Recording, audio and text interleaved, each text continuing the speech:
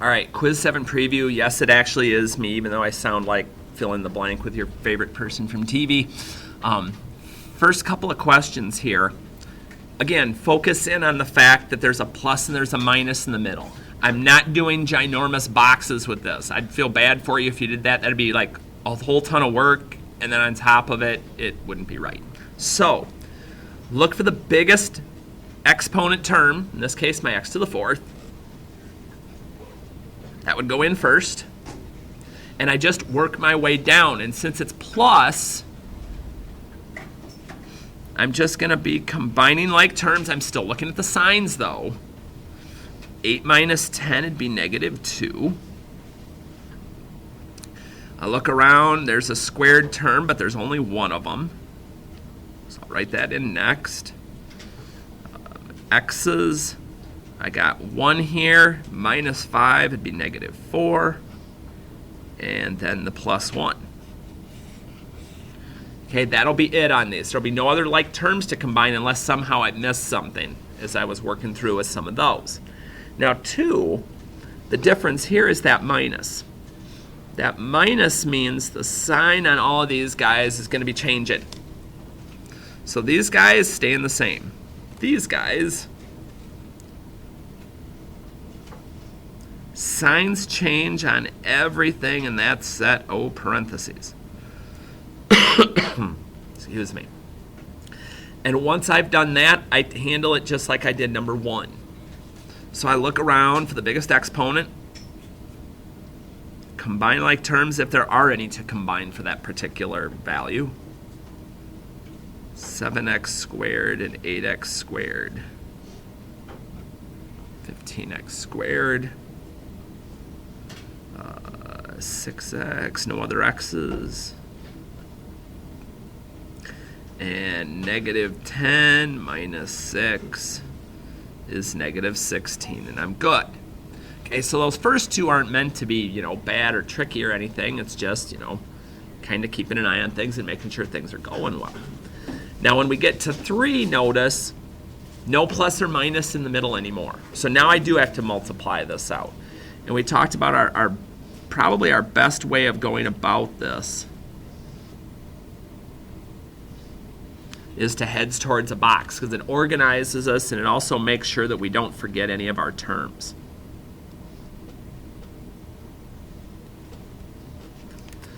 So once I get that written out, and again, you could do 3 by 2 instead of 2 by 3, it doesn't matter. Again, I'm going to multiply. When I'm multiplying, I multiply the coefficients, the numbers in front, and I add the exponents. So 6x to the 3rd, 2 times negative 5 will give me negative 10x squared. 2 times 2 is 4x. Negative 3 times positive 3, negative 9x squared. So you notice all the little details here. Negative times negative is positive, 15x. And negative 3 times positive 2 is negative 6. But again, the nice thing, once you've fought through that part, is going to be all your like terms are going to be nice and set up for you already. So I just start in the upper left corner. But again, watch your signs. Okay, once the box is full, no more messing with exponents. Negative 9 minus 10 is negative 19x squared. 15 and 4 is 19. Get my minus 6 there on the end. So multiply to fill the box, then we're just combining like terms. Okay, now 4. We've talked about the pattern that you can run with this, okay? Or we can go foil box crazy on it. So what I'll do is I have a feeling, since most of you seem to be kind of creatures of habit, we're probably going to see most of you doing box foil, okay? Foil box, whatever you want to do on this. But I will talk about the pattern for a second here when we get there. So on this guy, again, I'd do a little box or I'd foil this out when I'm going along with it. Thank you. So at this point, hey, maybe I do a little work off to the side here. I think that's the route we're going to go. Because I can only do, 2 sets of parentheses, 2 quantities at a time.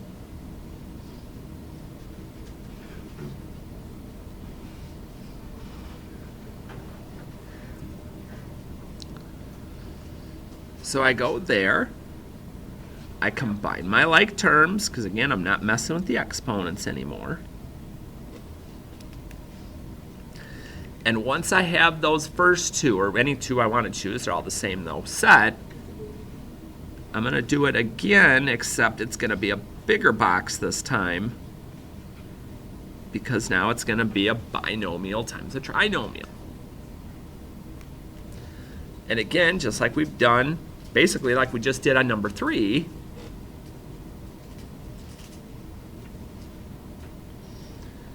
I'm going to go ahead, I'm going to multiply my edges of my box together.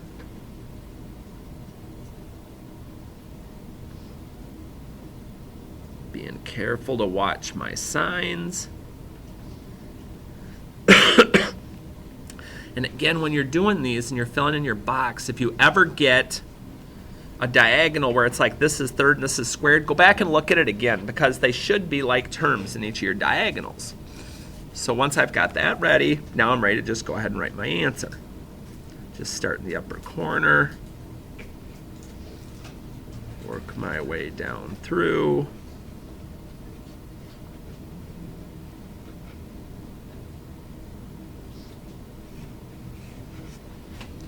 And I'm ready to go on that one.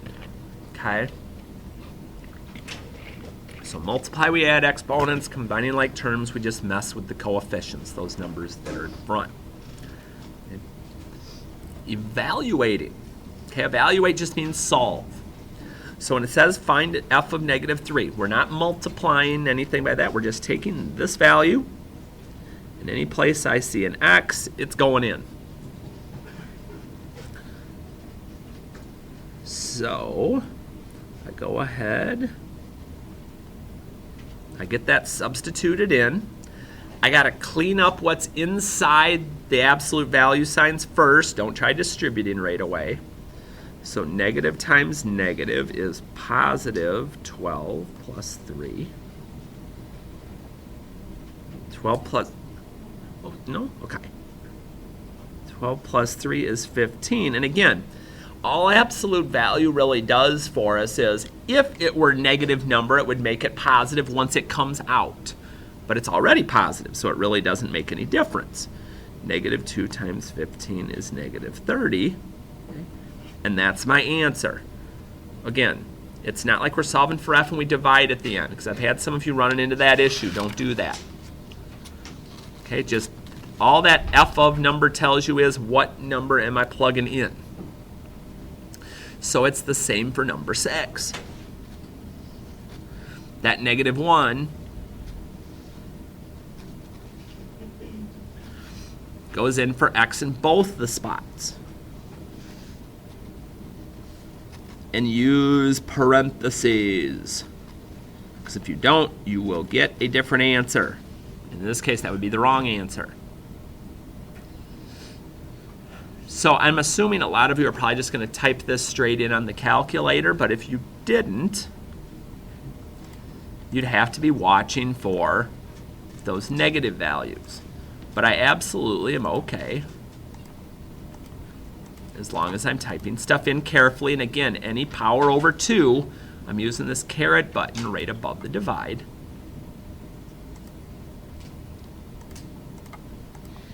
Otherwise, as long as I make it look the same, okay, we're good.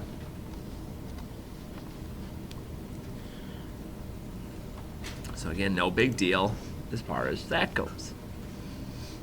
Okay. So 7, the senior class is selling t-shirts for a prom fundraiser.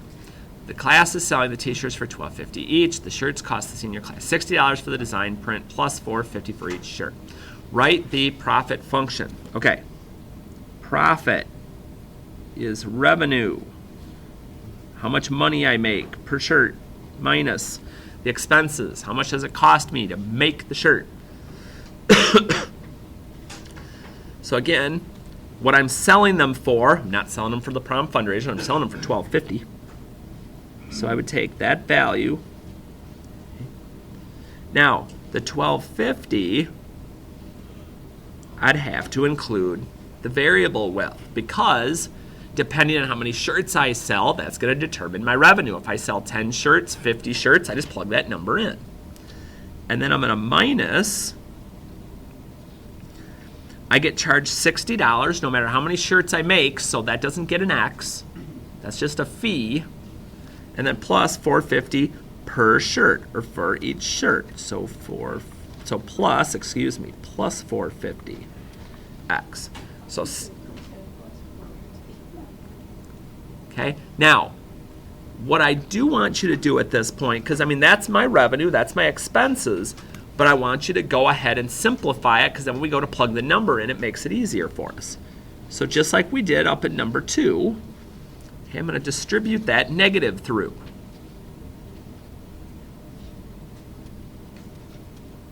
And that's just going to change the signs on both of these terms inside the parentheses. And then I want to combine like terms. So 1250 minus 450 is 8x minus 60. That would be my profit function. And so once I've done that, distributed, combined like terms, to find the profit on 125 shirts, I just plug the 125 in for x. And that's the nice thing about simplifying it. I can figure that out for any number. So if I plug this in somewhere, let's see, that'd be 1,000. So $940 it looks like we'd make if we sold 125 shirts. But I got to get the first part right, or my second part's not going to be right. So I really do have to be careful and make sure that I'm minusing those expenses and having that work its way through. All right, function notation, which has been one of our favorites here, haha, as we go through. I want to rewrite, excuse me, something here with number 8, because I had some of you getting confused before, thinking you added these two together and then times it by x, because that's what you were seeing here, and that's not what this means. This means I want f of x plus g of x. In other words, just put these two things together. Okay, so f of x is 4x squared plus g of x is 2x plus 7. And since there's no like terms, that's it. Okay, don't multiply through by x or anything like that. Just put the two things together and you're done. So when I get, again, as I work through these, like to number 9, okay, this is f of x times g of x. So here to be 4x squared times 2x plus 7. And you could make a 1 by 2 box if you wanted to. Yep, and that would be 8x cubed plus 7 times 4 is 28x squared. Don't have the same exponent. They're in good order for standard form already, so I'm good to go. Okay, but 10 seems to be our arch nemesis here. Okay. It's my fog, my composition of functions. So this one, I can also write like this. And we mentioned before, it's a two-step process when we get to a composition. My first step's always going to be to deal with what's going on the inside. Okay. So my first job is to figure out what g of negative 4 equals. So I'm going to plug this negative 4 in my g function for x. So I'd have 2 times negative 4 plus 7. Straight up substitution. And then negative 8 plus 7 is negative 1. Okay, that's the answer for my first part. So then for the second part now, because I want to take the function when g is at negative 4. Well, I just figured out what that number is. So now my job becomes find f at negative 1, whatever the answer I got for the first part. So if I plug in a negative 1 for x, and remember the squared's just going to the negative 1. Okay, we don't multiply then square it. That isn't how it works. Negative 1 squared is 1 times 4 is 4. And this would be f of g of negative 4. Okay, got to get to that second answer. Otherwise, I've only done it part way. And then another non-favorite, okay, within our function section is the division. Now, the first part actually, if I'm really watching it, isn't bad. Okay, f of x divided by g of x. Really want to stress the parentheses, because what a lot of people tend to do is they'll try to cancel out these x's, or the 4 and the 2, and you can't do that. The parentheses block you off from canceling unless you have the same identical thing in the numerator. Like, well, I can't do anything then. You're right. So as far as the function goes, that's all I can do. But notice the one other piece to this. State any domain restrictions. Oh, yeah. He talked about this before. If I have a denominator, what can't the denominator equal in whole? We can't divide by 0. So here I got one more step I got to do. I got to take the denominator,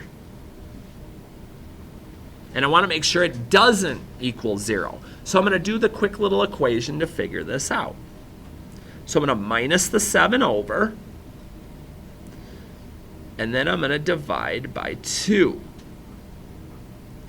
Okay, so x can't be that value. So in other words, I can have all reals not equal to negative 7 halves, negative 3.5.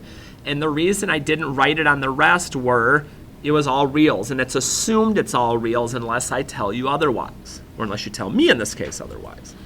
Even if you just left it as x cannot equal negative 7 halves, I'd get that too. But you got to show me what that restriction is going to be. And then our last one on this side.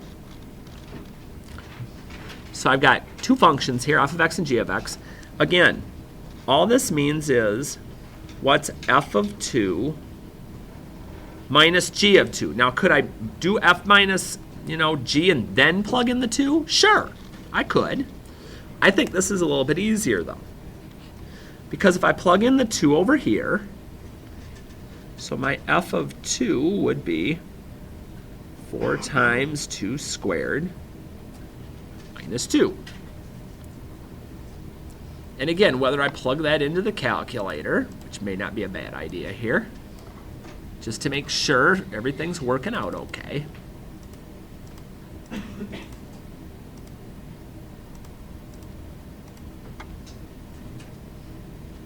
So that'd be 14. I can get that set. And then my g of 2 is just 2 minus 8, which is negative 6. So I'm going to minus negative 6. Ooh, that was kind of tricky. What happens when you minus a negative? It becomes positive. So this is really 14 plus 6, which is 20.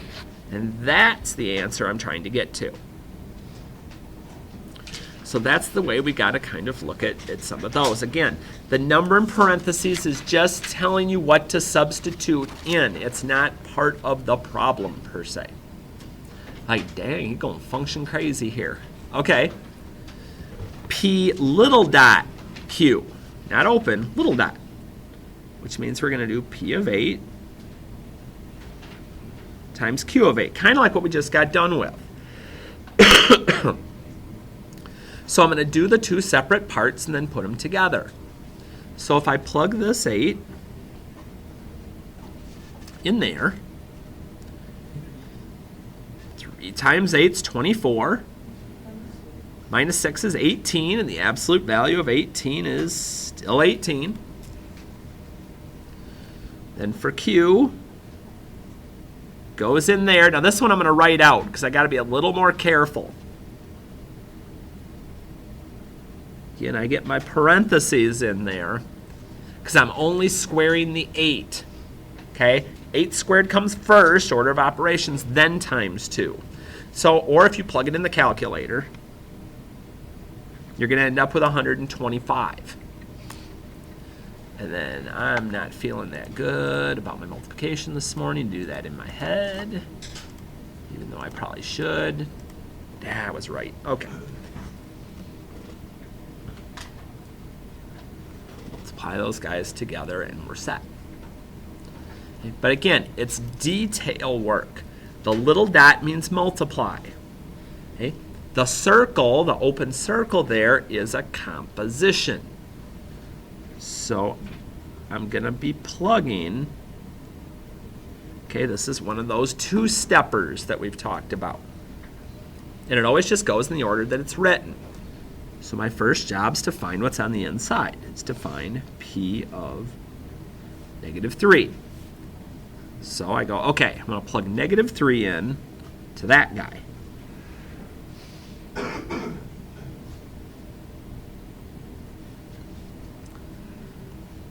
So 3 times -3 would be -9. Minus 6 is -15, but the absolute value makes it come out positive. So once I've gotten that out of the way, that's the value now I'm going to plug into Q.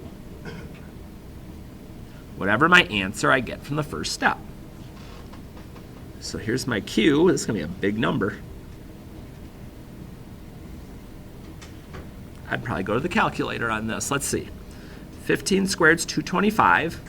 Times 2 is 450. Minus 3 is 447. And that's the one that's actually my answer. So if you're going to do it in steps like that, that's fine. But make sure you circle which one I'm actually looking at for your final answer to make sure that I know what you're talking about there. And then we kind of take a step back into some things we've done before to do some review. Because I want to make sure this stuff doesn't go away as we start moving more towards finals here. So, okay. I see my graph here and I'm like, trying to remember how to deal with this off the top of my head. And that's not always the easiest thing to do. So let me type it in here first and kind of see what's going on. Then maybe, just maybe, I'll be able to remember how this works. Oh, yeah. Okay. Look at the chart here for a minute. Now, me on this, ooh, wait a minute. Oh, there. Symmetry. I like symmetry. So I get that typed in, and I see where my symmetry is going to be at. So I go ahead. I'm just going to use the chart on this, because on these, I'm not going to make them oddball numbers that aren't going to work. And maybe if you remember back, it's a possibility.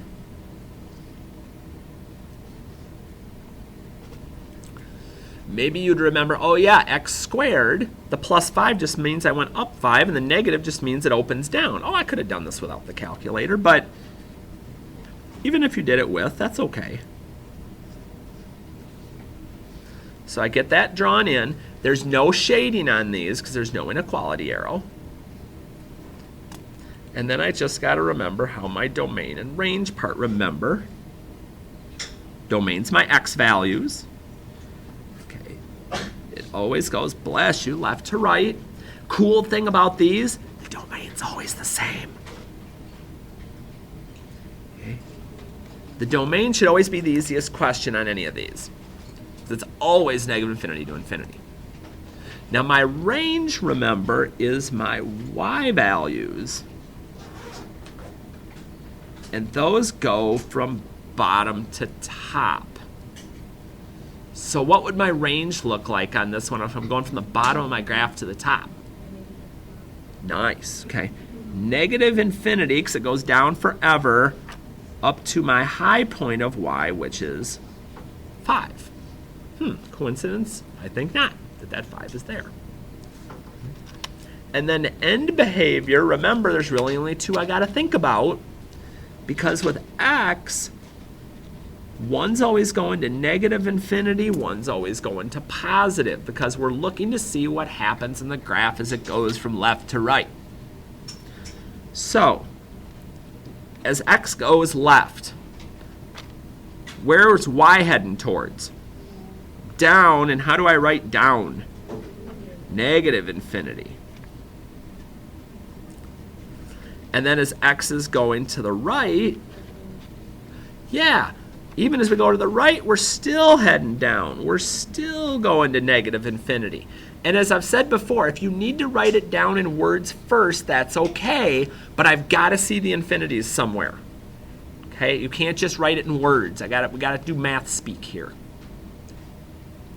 All right, oops, let me move this down a little bit. Can't even see what the expression is for 16. Okay. All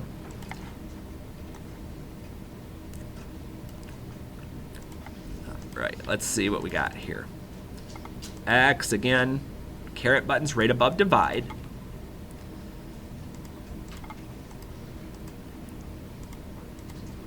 Oops, why am I doing that down there? I can't answer that question. Okay, let's see what this guy looks like. Oh yeah, one of those funny snake-looking guys. So again, all I'm going to do here is I'm looking to see values that actually fit on my graph. So what I'm going to attempt to do here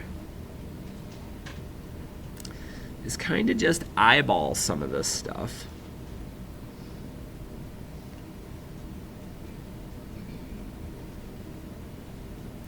Because I'm not going to see symmetry with these.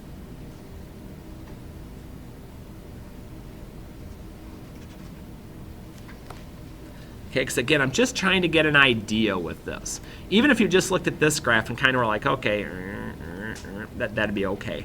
I just like using the points so it's a little more accurate for me. So like we'd mentioned on 15, negative infinity to infinity, that's the easy part. What about my range this time? It would, because it goes down forever, it goes up forever. So it would also be negative infinity to infinity, absolutely. End behavior, again, x part's always the same. It's always one of each. So let's see here.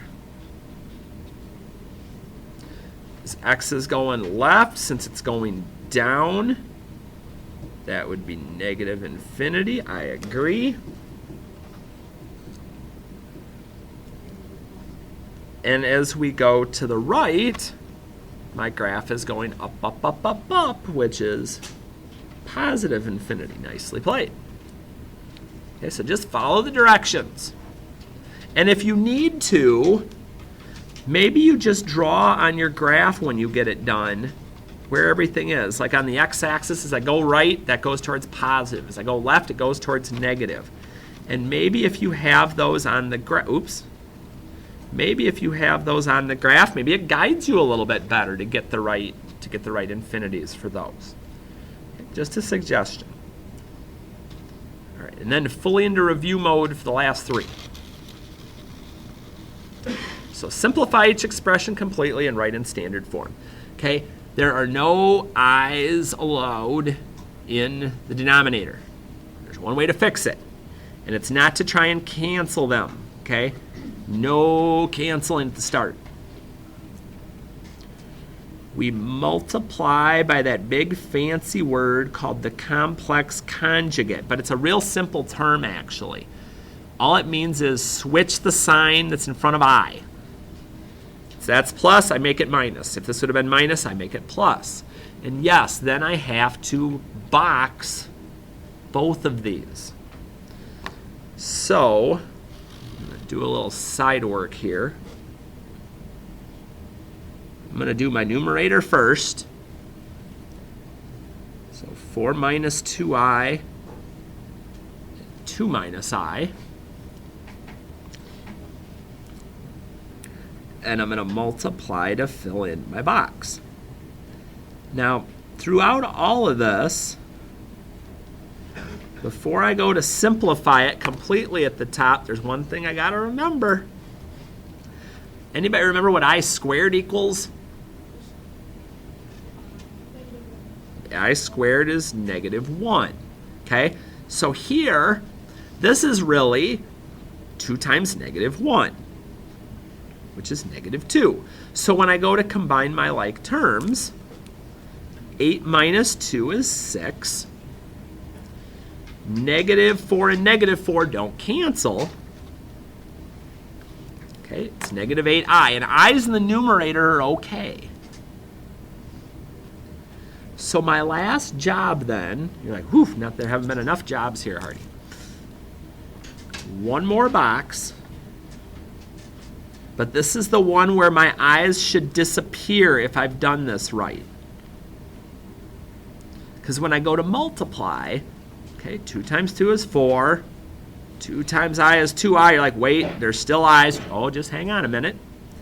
-I times 2 is -2i, which means those will cancel. That's a good thing. And then I have -I squared. But I remember, oh yeah, I squared is -1. So this is just the opposite. The opposite of -1 is +1. And 4 plus 1 is 5. Thank you. And I'm done. Okay, no i's in the denominator. Gotta fix them, gotta box them, gotta work them. See, like, yeah, I remember doing that before. Solving with a square root. Isolate the x squared term. Don't square root. What's that? No slide and divide needed. Okay, just add the 8. We're going to work on getting this guy alone. Slide and divide. Yeah, that would get ugly. Can I square root yet? Not yet. Got to divide by -3. I kind of squished this one, I'm seeing.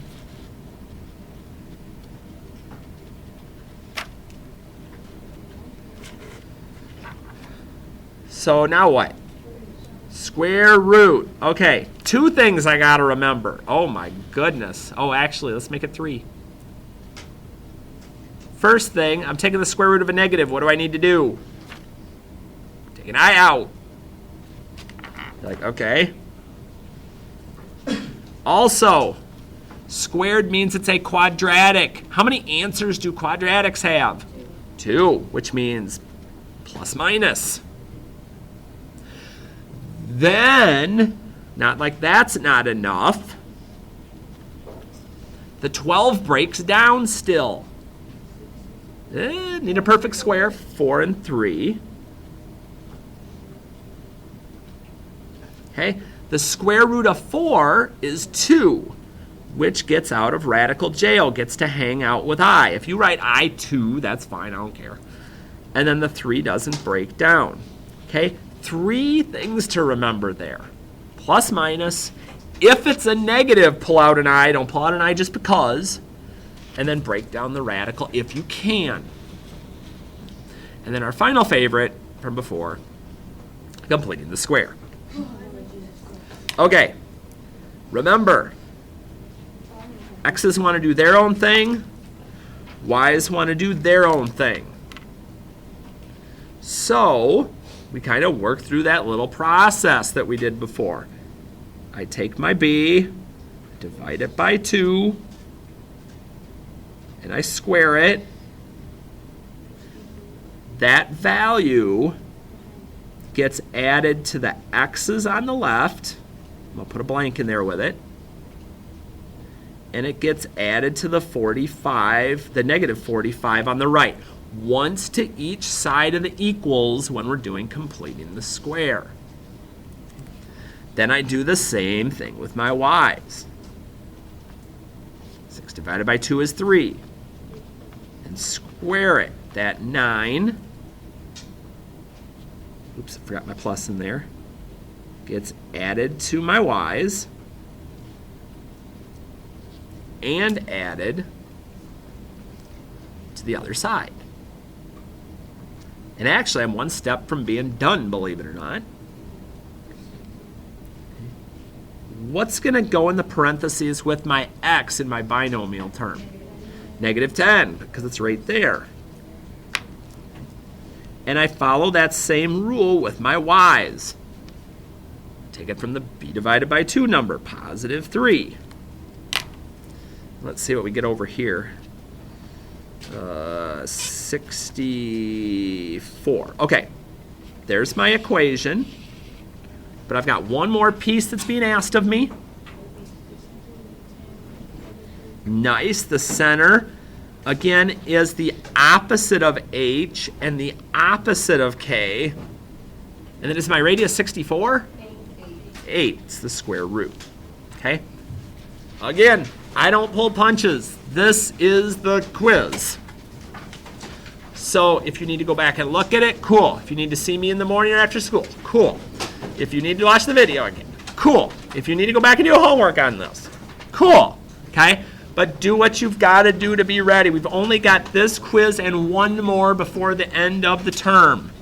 So the opportunity to make things go better is quickly diminishing.